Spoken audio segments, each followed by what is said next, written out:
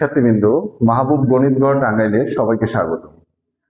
আজকে আমরা কিভাবে উপাত্ত থেকে সরাসরি গড় অথবা শুধু গড় কিভাবে নির্ণয় করে সেই বিষয়বস্তু নিয়ে আলোচনা করব।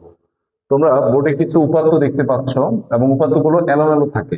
তার মানে গড় নির্ণয়ের বেলায় তুমি এলোমেলো সংখ্যা অথবা সাজানো সংখ্যা যে কোনো ভাবে গড়টা নির্ণয় করা যায়।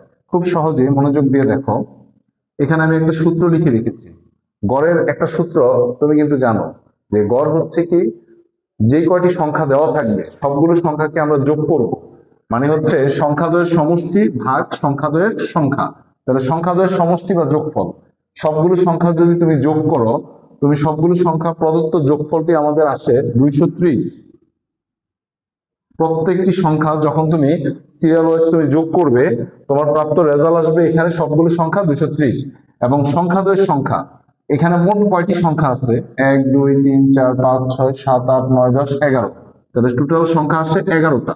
তাহলে ওই 11 দিয়ে তোমার মোট যোগফলকে তুমি ভাগ করে দিবে, তাহলে তোমার প্রদত্ত রেজাল্টটা আসবে 30 ভাগ 11 20.990। তার মানে 9090।